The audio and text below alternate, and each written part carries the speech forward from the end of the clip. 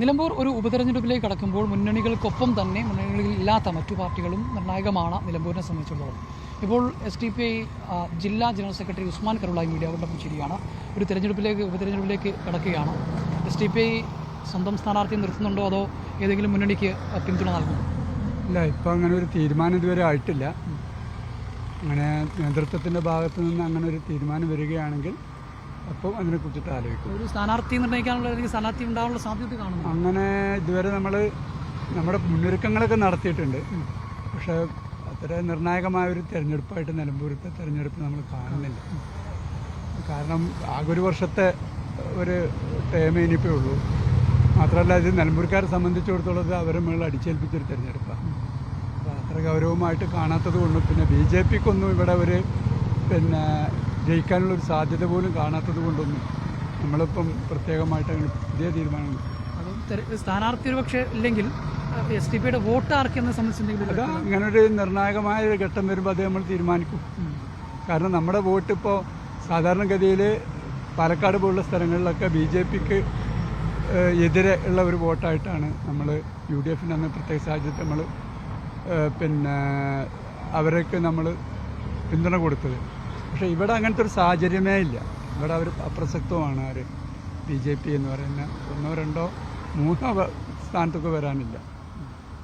അപ്പം ഇവിടെ ഈ തെരഞ്ഞെടുപ്പിനെ ഗൗരവമായിട്ട് കാണുന്നുണ്ടോ എന്ന് ചോദിച്ചാൽ ജനാധിപത്യ പ്രക്രിയയിൽ ഭാഗമാക്കുക എന്നുള്ളത് നമ്മുടെ ഒരു ബാധ്യതയാണ്. പക്ഷേ അതേ അവസരം ഒരു വർഷം മാത്രം നിൽക്കുന്ന ഈ ഒരു തെരഞ്ഞെടുപ്പ് അത് അത്ര പിന്നെ പാർട്ടി നേതൃത്വത്തിൻ്റെ തീരുമാനത്തിനനുസരിച്ചിട്ട് തീർച്ചയായിട്ടും ജില്ലാ കമ്മിറ്റി എന്നുള്ള നിലയ്ക്ക് മണ്ഡലത്തെയും ജില്ലയും ഞങ്ങളുടേതായിട്ടുള്ള പ്രവർത്തനങ്ങളുമായിട്ട് നമ്മൾ മുന്നോട്ട് പോകുന്നു. ഈ പാലക്കാട്ടെ പോലെയുള്ള അങ്ങനെ ഒരു ഫൈറ്റിംഗ് ഇവിടെ ഇല്ലല്ലോ. അതുകൊണ്ട് തന്നെ വോട്ടിംഗ് കൊടുക്കുന്നതുമായി ബന്ധപ്പെട്ട് അങ്ങനെ ഒരു തീരുമാനം നമുക്ക് ഇല്ല. സംസ്ഥാന നേതൃത്വം ഉടൻ തീരുമാനം അറിയിക്കുന്നു. അത് അറിയിക്കുന്ന അവരെ അറിയിച്ചിട്ടുണ്ട്. പക്ഷേ നമ്മളോട് ഇതുവരെ അങ്ങനെ ഉണ്ട്.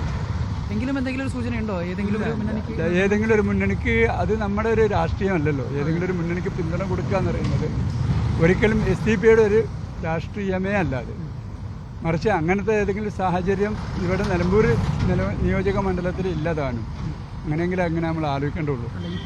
പ്രവർത്തകർക്ക് ഒരു ആശങ്കയുണ്ടാവും? ഇല്ല, അങ്ങനെ ഒരു ആശങ്കയല്ല. നമ്മളെ വോട്ടർമാർ എന്ന് പറഞ്ഞാൽ വളരെ സോളിഡാണ്. അവർക്ക് കൃത്യമായിട്ട് രാഷ്ട്രീയ ബോധമല്ല അവരാണ്.